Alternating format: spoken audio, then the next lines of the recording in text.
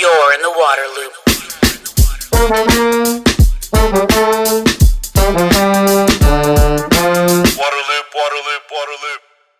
Hi, you are in the water loop. This is Travis. I am joined by a longtime colleague and friend, Chuck Fox, he's the executive director of Oceans 5. Chuck, how are you doing? Good morning. I'm doing good, Travis. Great to see you. Yeah, absolutely. I'm excited to talk to you. I was doing a little math or looking at the calendar and realized it's actually been at least 10 years now that since our days at the Chesapeake Bay and working on the pollution diet for the bay and the president's executive order. 10 years, it's amazing. So the good news to report is the Chesapeake is actually doing incredibly well because of that. It's really truly a remarkable success story, and I think is truly a model now for the rest of the country. It's great. Yeah, I've been watching definitely the reports on the health, and it's awesome to see it to moving upwards. So Yeah. good stuff. So Oceans 5, what is this organization?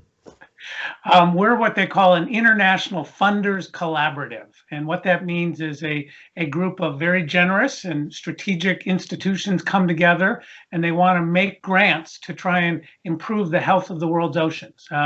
We started about 10 years ago with 4 organizations, and today we have 15 organizations and we're growing. We have projects in probably close to 50 countries around the world. We're focused mostly on trying to end overfishing and to establish what we call marine protected areas. But it's a great group of donors. They're really committed to trying to have an impact on the world, and we seem to be having some success. Fantastic. So let's start with the big picture. What is the state of the world's fisheries? I think there's a lot in the news, and people see articles and hear about the health of different fisheries. But what's the assessment since you're so close to the issue?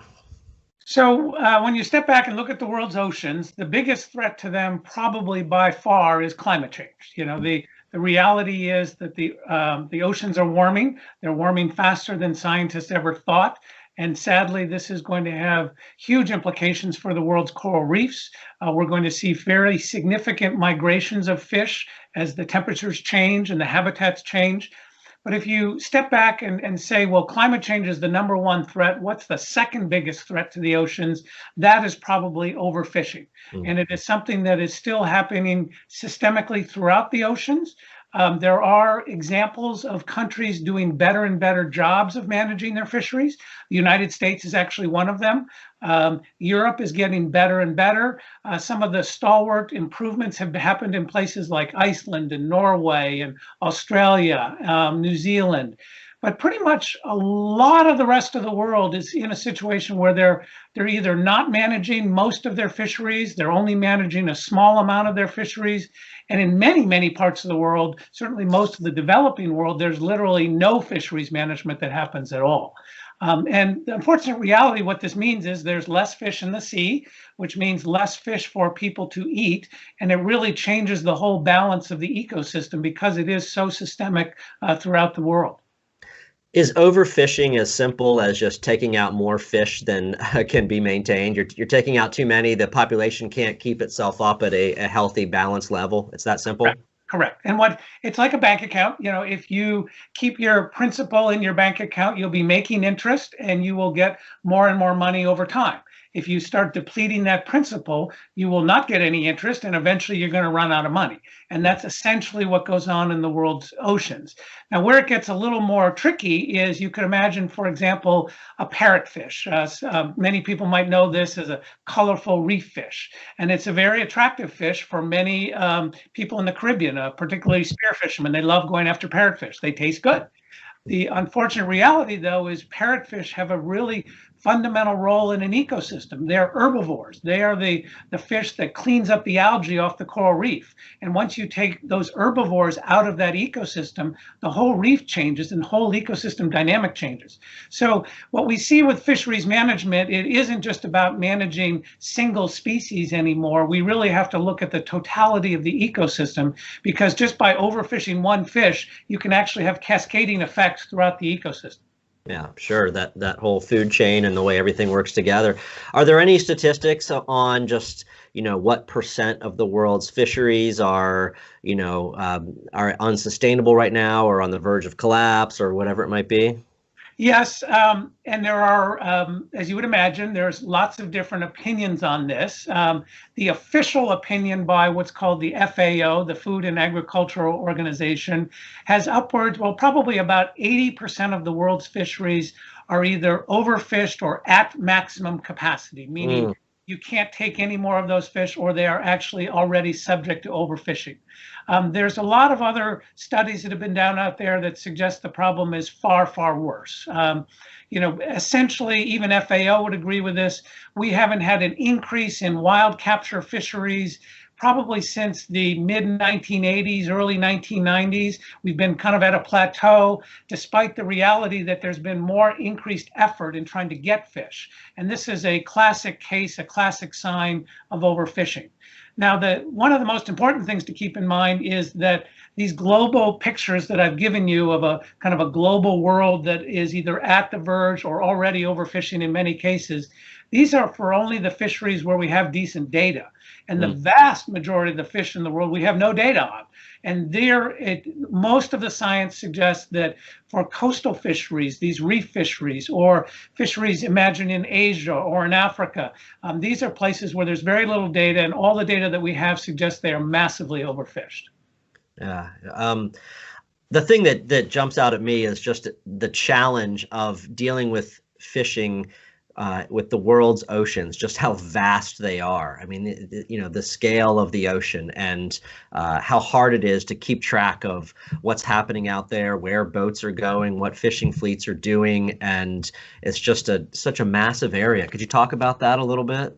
Yeah, it's 70% of the planet is oceans, and that's a lot of planet. And the other amazing thing about this is half of that is what we call the high seas, meaning it is beyond national jurisdiction. And so while there are some frameworks and the law of the sea, and there are some basic outlines of what you would consider management regimes, by and large, half of the planet is at least underregulated, and some people would say completely unregulated for a lot of the kind of fishing activity that we're talking about. And so it is an incredibly, truly massive scale. And to add some statistics that is often lost, for example, 90% of the world's fishermen are located in Asia. Wow. And so we think about situations of the coast of Africa, Mozambique, or West Africa and Senegal, and the large numbers of fishermen and the overfishing pressures. That's all true. But the reality is in Asia, from China, really all the way down through Vietnam, Indonesia, over into India and into the Indian Ocean, this is where the world's fishing, the epicenter of world's fishing is. And sadly, it is where we have some of the poorest management. The South China Sea and just the incredible pressures and overfishing going on in that area. Is that right? Yes. A country like Vietnam literally has millions of fishermen. And you compare this to places that we know well. We grew up here on the East Coast of the United States, and we think of Gloucester, Massachusetts as being the kind of the epicenter of New England fishermen, and it's true. And there are hundreds, maybe even thousands of people when you start thinking of all the knock-on that are involved in the fishing sector. But this is a small village in most of Asia, and the impact, as you could imagine, of millions of fishermen from Vietnam as they go further and further out to sea looking for a dwindling number of fish, it becomes quite a geopolitical issue too. Yeah. And that's probably then one of the areas where there's not as good of a framework, as much progress on some of these measures, like you mentioned, is happening with the U.S. and Scandinavia and so forth. That's a real area where a group like yours and people you work with are focusing then, I imagine. Correct. We actually have, we do a lot of grant making in Asia. We have grants in China and Japan and Korea and Taiwan and Indonesia. And a lot of the work that my organization is doing, a lot of the work that NGOs are doing, and a lot of work that governments are doing is trying to tackle what we call IUU fishing. It's an acronym that stands for illegal, unregulated, and unreported fishing. And you can imagine that having illegal fishing is bad, or even unregulated or unreported fishing is bad, because you really have no way of managing the fisheries. And so this, what we call IUU fishing, has been the focus of a lot of attention of philanthropic institutions like my own, as well as governments as well. And the good news is there's lots of things that we can do to solve this problem. Today's new technology, we can identify where boats are fishing. We can identify the owners of the boats in many cases. And there's all kinds of new electronic monitoring techniques so that you can keep track of the fish that's being caught. And so regimes are increasingly being built that allow us to track and highlight what fishing activity is going on, which really helps improve fisheries management. I figured that in our digital era here, that technology had to be a part of the solution and approach, and even using satellites and kind of seeing what's going on out there that way, huh? Yeah, it's fascinating. I'll tell you, we both of us came from EPA, and we had this, it was kind of a culture of right to know. And we just kind of understood that, if you had a steel mill or a big power plant, the public had a right to know what was coming out of that smokestack or that discharge pipe. And the culture of openness and transparency of information, it was not one that applied to the natural resources world or to the fisheries world. And so it's in fact the opposite of this. And in the fisheries world, it's truly opaque. And sometimes the fishing companies will hide behind multiple layers of ownership, so you don't even know who owns a vessel. There's oftentimes great secrecy about where the boat is. In theory, they don't want to divulge secret places where they might be catching a lot of fish, would be the theory about all that. It's not really true. Everyone knows where everyone else is fishing, but it is a culture of secrecy that also goes into the supply chain. So you can imagine all the middlemen in a seafood business, somebody who lands the fish, then somebody who buys the fish and sells it to somebody else, who then sells it to somebody else, and eventually it comes to Walmart and we buy it. And all of these middlemen, none of them really want to be transparent either, because their job and their future is based on their ability to have that information only for themselves. And so what you find is this whole sector, compared to anyone I've ever seen, is more opaque than certainly even the produce section, or certainly anything we're used to in pollution control. And I think that's very much of the future right now in fisheries, is how do we essentially light up fishing activity? How do we help the world understand what's happening where and who's doing it? Because the theory is that this will improve compliance, it'll strengthen scientific information, and in some cases it'll help reduce corruption, which unfortunately is still very real in the fishery sector. Yeah, interesting. I want to hear a little bit more about some of the approaches that the conservation community is taking to address this. You mentioned some of the technology and the IUU issues and so forth, but could you talk a little bit more about some of the approaches and ways you're trying to address this? You mentioned marine protected areas, which I definitely like to hear about. Yeah, so one of the things, and this was a little bit of an eye-opener to me in the fishery sector, is the oceans are a public place. It's not unlike a national park in a way. It is governments that control and manage the activities that occur in this public place. And so what we learned early on was, if you wanted to implement conservation measures in the ocean, you really had to focus on working with governments to get governments being willing to take actions to protect the ocean. And so a lot of our grant making is supporting groups in countries who are working with their governments to try and influence the development of policy or influence the establishment of marine protected areas. And so a lot of the work that we do is we evaluate proposals that might come from an organization in, say, the Cook Islands, and they're interested in working with their government and working with traditional leaders in the Cook Islands to create a marine park. And we then would evaluate this proposal, and if it meets certain criteria, we would then provide them funding to work with the government. And what does that look like? Well, in this case, it might involve consultations that take place in communities and in some of the outer islands.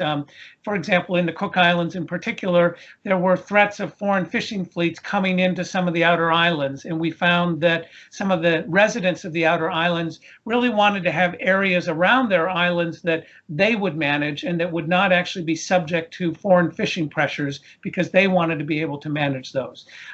In the Cook Islands, they had a very active potential seabed mining industry.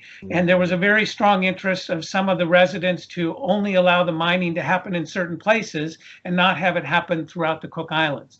So in this case, our grant to this local NGO was used to do consultations with communities, which in some cases is not cheap. It's more expensive to fly to some of the outer islands in the Cook Islands than it is to fly all the way to Washington, D.C., just because of the nature of the distance and the aircraft and the fueling. Some of the money that we do helps them do the scientific surveys so they know which areas they want to protect. Some of the money that we give will go to support the development of policy analysis. What are some of the gaps they might have in their laws or in their regulations? And in this case, in the Cook Islands, after 3 years of our grant making supporting these local NGOs, they worked very closely with the government and the communities. Then they created the Cook Islands Marine Park, and it's a very large protected area that has very limited resource extractions, about 50 miles around every one of the islands in the Cook Islands chain, and it's a remarkable success story. Oh, very interesting. So a marine protected area, explain that a little bit for folks, what that exactly means and how it works. So a marine protected area can be a lot of different things. Some at one end of the spectrum, it's a very protected area, like a wilderness area we would think of, where you're not allowed to do commercial fishing, you're not allowed to do mining. It's an area that is really being managed for biodiversity and for its kind of its conservation purposes. At the other end of a marine protected area could be one that might just limit the most damaging of activities. You could imagine an area that would be off limits to oil drilling. The example here in the United States is we have a National Marine Sanctuaries program, and by and large, under the Sanctuaries program, it restricts the amount of oil and gas development that can happen in these areas, and they call that a sanctuary. Most of the sanctuaries in the United States, believe it or not, don't actually have particularly different controls on fishing activity. That's not just what is done in the United States in our sanctuary system, but in other countries, when they say that, when they use that term marine protected area, it means some place that would be strongly protected, where you would not have commercial extractive activities. The planet, a group called the Convention on Biological Diversity established the goal that by the year 2020, we would have 10% of the planet in a protected area. And all governments around the world who are part of that treaty convention are working to get to that milestone of 10%. But what you find is there's a big difference in what one country thinks of as a protected area versus another. And that's one of the challenges we face in our work today. My organization, we tend to support protected areas that are on the stronger side of the spectrum, feeling that, and the science shows this, that the stronger the protection, the better the ecological and biodiversity benefits that you get from it. Okay, makes sense. Want to talk a little bit about some specifics, I guess, maybe some places and types of marine life. Just curious also about sharks and fishing pressure on sharks. What's going on? I mean, I've just saw some other statistics and stories about the incredible number of sharks that are killed or caught, or even just for fins and so forth. So what's the going on with the pressure on the world's shark population from a fishing standpoint? And is that something you all are have involvement with projects on? Yes, we do. And in fact, sharks is a unique species. We know it as this iconic ocean species with, growing up watching movies like Jaws. And it is true that it's a very emotional fish that sparks fear in some people. There's no question. But it is also, unfortunately, one of the shining examples of what happens with an unregulated, unmanaged fishery. Sharks are basically unregulated in their catching throughout the world. In this case, there's probably only 5 to 10 countries that have any controls whatsoever on sharks. And other than that, it's basically a free-for-all. And there's no really good estimates, but there's been some approximations. And roughly speaking, it's going to be 800,000 to 1 million sharks a year are going to be killed for their meat, for their fins, and for their oil, by and large. And as I said, it's a completely unregulated fishery. One of the unique problems, too, with sharks is that, by and large, they reproduce very slowly. This is a species that often takes many, many years to reach maturity. And with the very few exceptions, a lot of these sharks are either critically endangered, threatened, or at least on that path to becoming potentially extinct. And it's unfortunately, it's a very sad story. My organization, we were involved with another one of our partners, a gentleman by the name of Leonardo DiCaprio, who you might have heard of. Oh yeah, that guy. Leo's a diver, and Leo, I think, really heard this story about sharks and wanted to do something about it. And so we were involved with them in creating a separate funders collaborative that really is just focused on sharks. And there were several generous and strategic institutions that joined this. Paul Allen Foundation, a group called the Helmsley Charitable Trust joined it, a group called the Angel Family Foundation joined it, and there's right now 5 or 6 donors that are participating in this shark conservation fund, and their goal is to try and be strategic across the globe of trying to change these numbers and try to improve shark management around the world. And they're having some remarkable early success, but they've only been around a couple of years, and this is an issue that I think we're all going to have to spend a lot more time on in the coming decades. Well, some people might think sharks. I mean, I understand all the commercial fisheries and fish feed the world's population and so forth, but why is it so important that we protect sharks? You know, big deal, right? These are just predators out there. What, you know, and they have the stigma of jaws and so forth. So, I mean, why are sharks important? It's a very, it's easy to make the terrestrial analogies and to say that you need to have top predators in an ecosystem because otherwise the whole ecosystem changes. And there is some evidence that does suggest that there are some of these cause and effect relationships about declining shark populations. But if you talk to most scientists who really spend a lot of time on this question, they don't unfortunately have great answers for this yet, which is, it's a little bit tricky.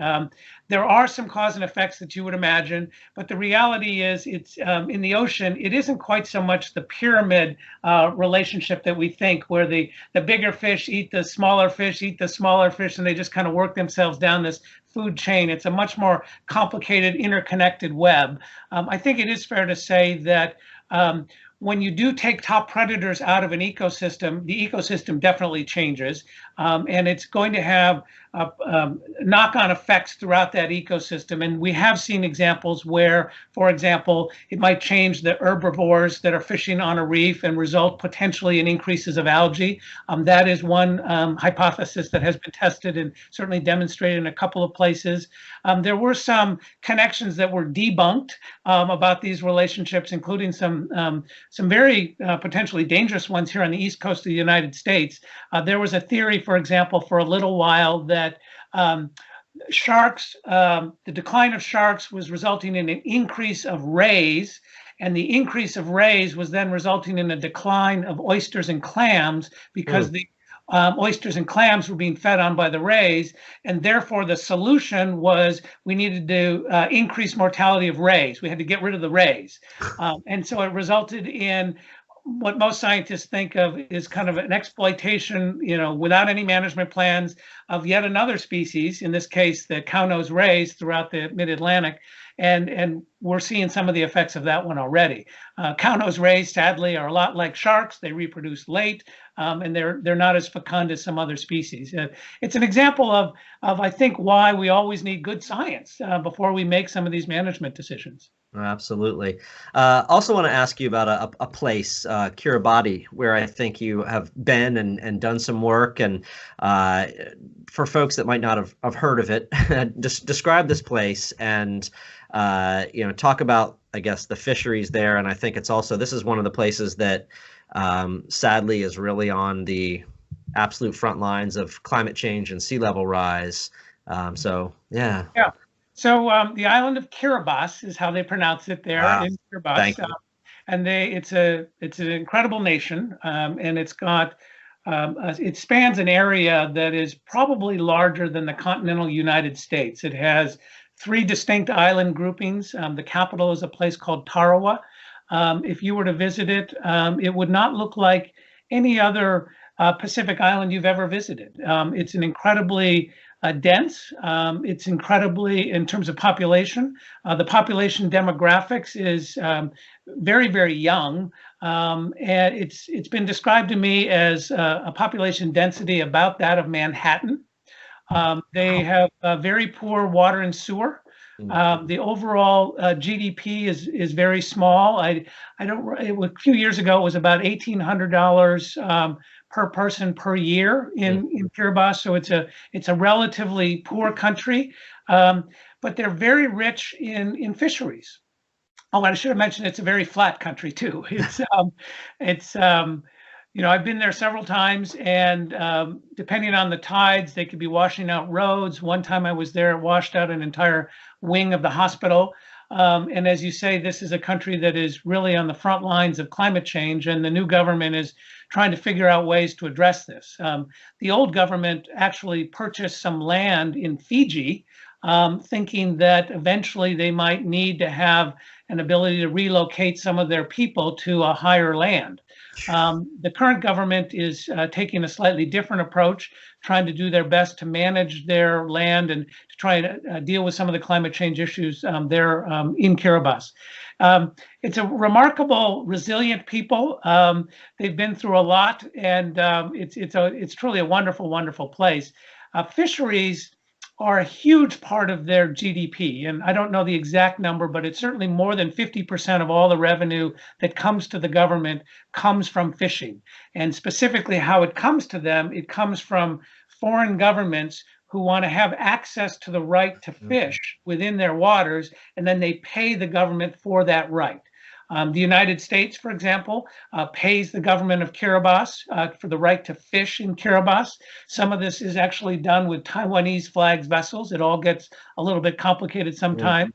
The Spanish are there, the Chinese are there, the Taiwanese are there, and the government pulls in certainly over $100 million, and it's a fairly difficult and highly confidential numbers, but the best estimates I've seen, it's probably approaching $200 million a year comes in from fishing revenue. It's definitely more than $100 million, so it's pretty darn important. Our project there, they were one of the first countries, and it was really remarkable, to declare a very large part of their ocean off limits to industrial fishing. It was in a place called the Phoenix Islands. They created what's known as the Phoenix Islands Protected Area, and it is a truly remarkable place in the middle of nowhere in the ocean, and they blocked it off to fishing. And it was a remarkable move from a government, and it really set in place leadership position that other governments then tried to emulate. And in the case of the Phoenix Islands, it's an area about the size of California that has now been closed to fishing. And we have a lot of satellite data to suggest that compliance is actually quite good. And it's a big success story. Yeah, success stories are good, good. Another part of the world that I want to ask you about that I'm just fascinated by, the poles, Antarctica, the Arctic Ocean, especially just kind of, again, places that seem so wild and open.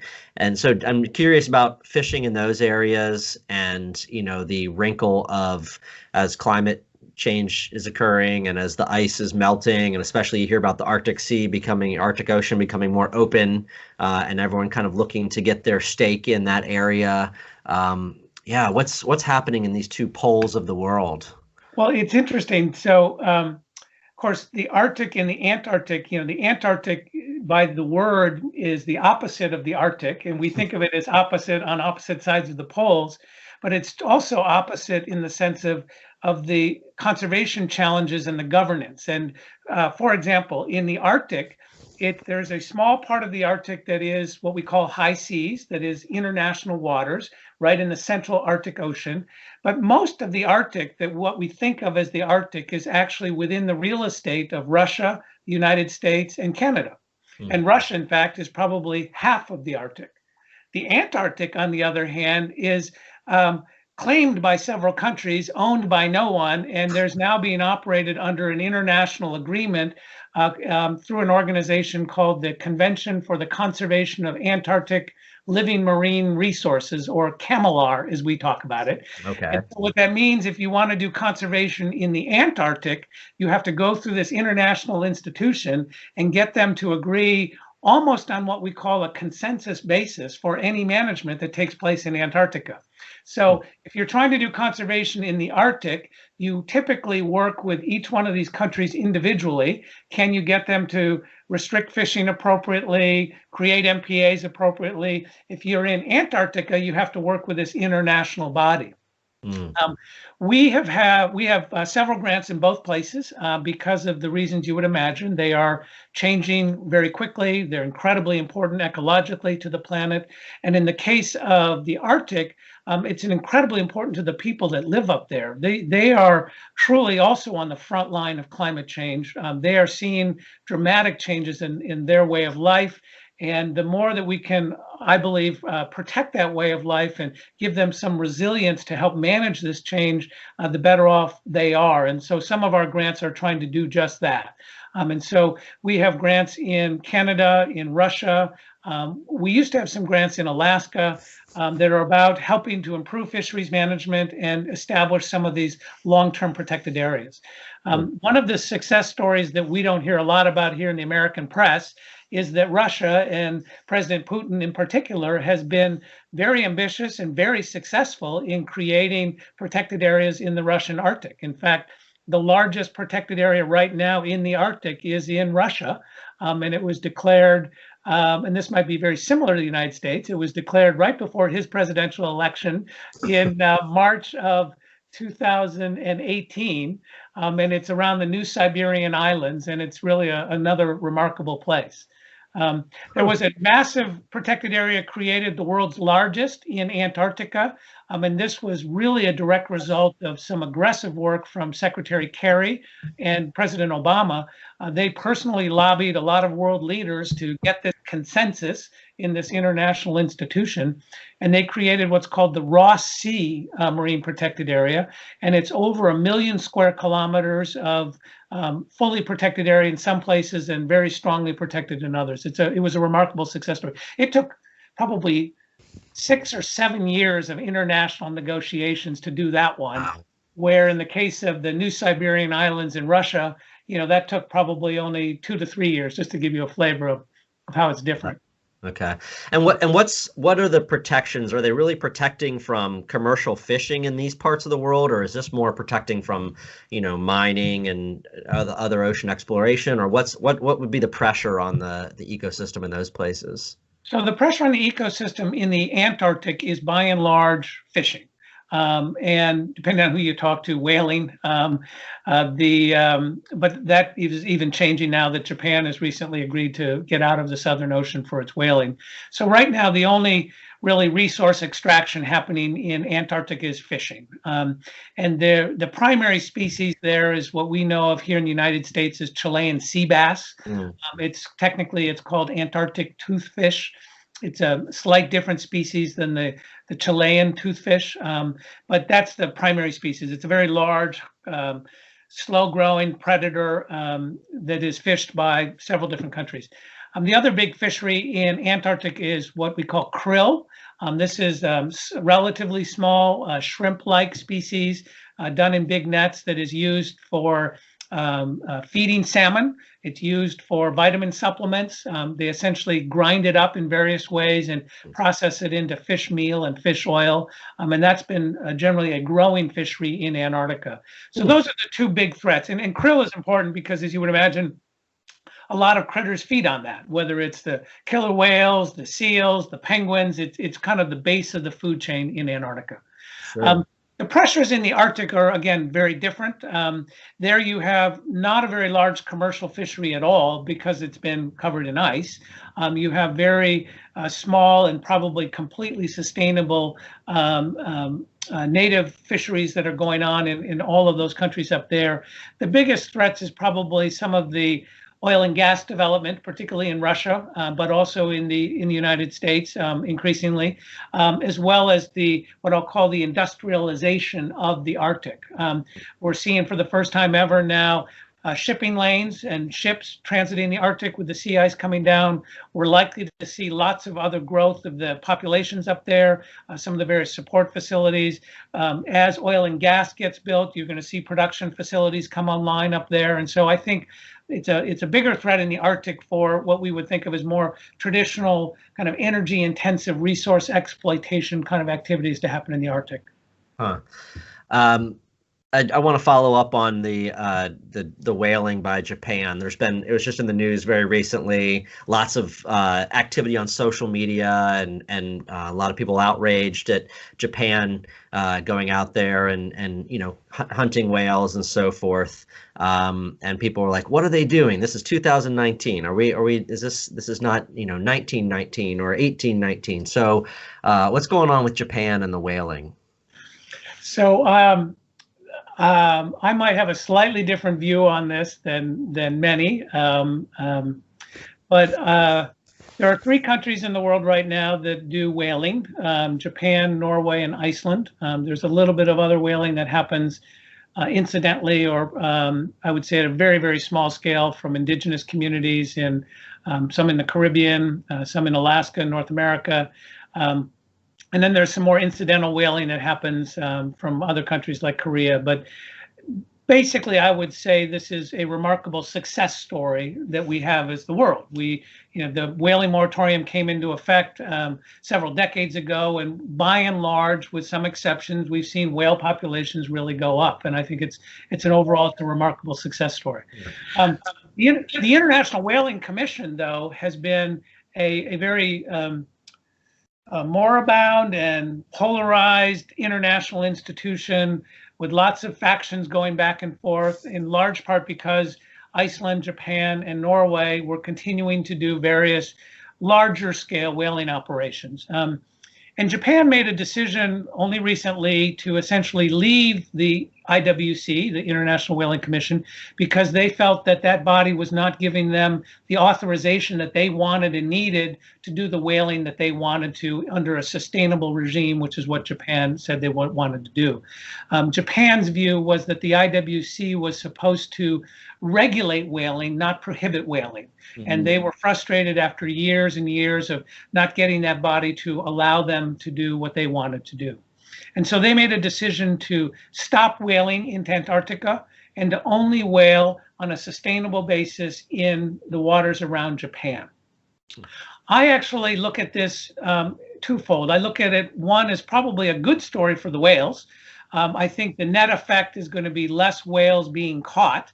Remains to be seen if that's the case. If Japan keeps to its limits within its own with its own EEZ, which it says it's going to do, but if it does that, it's going to be less whales caught because they're now getting out of the Antarctic and they're essentially not going to increase the amount of whales they're catching around Japan. So for the whales, that's a net plus.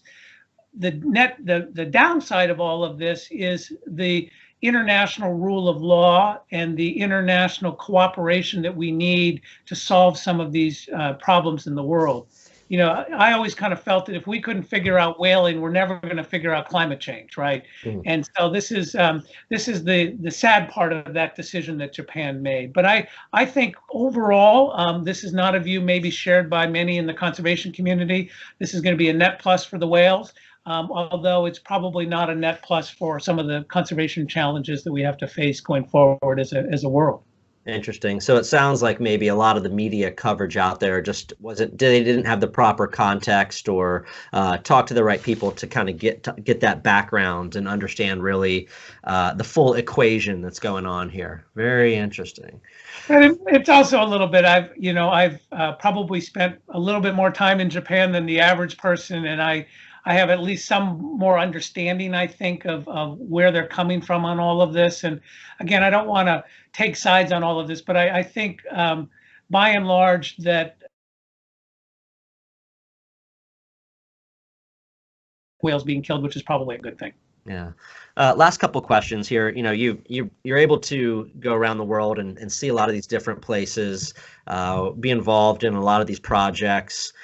You've been doing it for a while, and just I'm curious about what that's like and where you'd put your level of optimism about the direction that things are going when it comes to sustainability of fisheries around the world. How do you feel about things? It's it's easy to get to get overwhelmed in this field. I've been doing conservation work now at different levels for 40 years, and when you wake up and read the New York Times about in the last couple of weeks about ocean temperatures increasing 40-50% faster than we thought, or the ice melting faster than we thought, it's really easy to get depressed, and certainly I have those days. I would say that in the context of the work we're doing in some of these communities with fisheries management, there are a lot of hopeful signs and things that bring you optimism. When you see a community over a relatively short period of time really turn around their fisheries management, and actually you see really positive impacts in the number and amount of fish that they've got, or you see as a result of a protected area increases of biomass, and you actually can watch on the water what the scientists said would happen actually happen, and you see economic activity come back. We do see that, and these are the sources of optimism. And I can tell you also, because in the case of fisheries, because it makes such economic sense to manage your fisheries for longer term generations, because of that bank account analogy I used, we are seeing most of the larger developed world doing better and better. If we had had this interview 10 years ago, the European Union would probably be the biggest single threat to the world's fisheries, just given the nature of what they were doing. But even the European Union has really gone through a concerted effort to modernize a lot of its fisheries and make it more sustainably managed. They're not doing it in the Mediterranean. I don't want to get too carried away with the positives here, because there's still a lot of work to be done. But we are seeing by and large a lot of the larger data-rich fisheries getting better and better managed, and that's a great sign. I think the challenge for us going forward are these smaller communities, what we call small-scale fisheries, places in Asia, in Africa, in the Caribbean. I think this is going to be really some of the challenges going forward that we have to work on. For me personally, it's my passport is very thick. I spend a lot of time in airplanes, and we're spending less and less time in airplanes because of technology like this, which is awesome.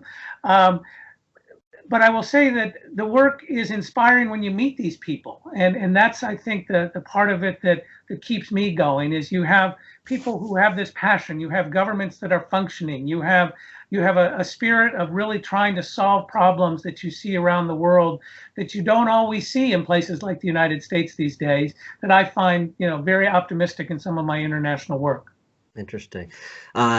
I guess in closing, I'm curious about ways that the average person who cares about the sustainability of fisheries and the world's fish population, things that they could do to make their small impact on the situation. I am going to be talking with the Monterey Bay Aquarium Seafood Watch people about their guide of what people should eat, shouldn't eat, so forth. But I'm curious what you would say to somebody out there that wants to do whatever they can to make an impact. There's no question that, and you'll talk to the Monterey, they've got a wonderful program, and they are helping people understand what seafood is safer to eat than other seafood. And I think all of that is tremendously valuable. And the more informed consumers can be when they go to the supermarket, that's all good. I will say my single most important from the work that I do would be get involved politically in work that we're doing. Here in the United States, we have a very real threat of offshore oil and gas development along the Atlantic coast. There's no place for that, in my opinion, these days. we have serious issues of climate change. We have serious issues of what happens in spills. We are seeing a movement built up and down the Atlantic coast of a bipartisan movement of communities, of NGOs, of hotel owners, all coming out against expanding oil and gas development along the East Coast. And to me, that's hugely important. And I think, I don't care if you're on an island in the middle of the Pacific, or if you're on the, in Charlottesville, Virginia. These are, the more we're aware of how these debates are unfolding in our governments, and the more we can express our opinions for conservation, it really does have an impact. And I will say that if I were to say to one thing people could do, that would be it.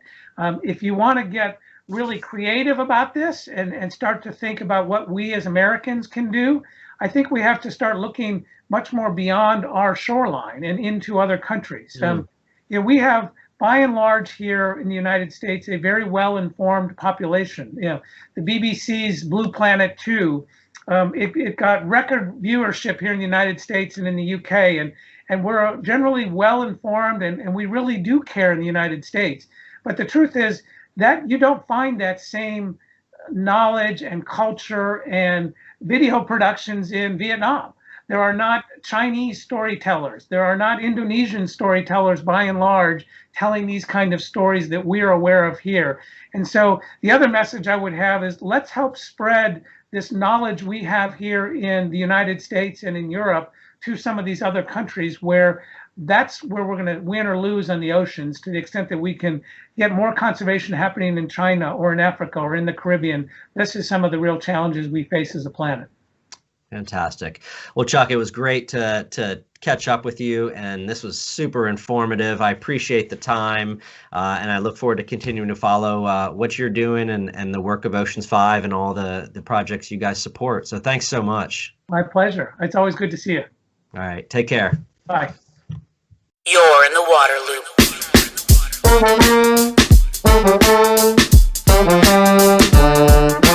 Waterloop, waterloop, waterloop.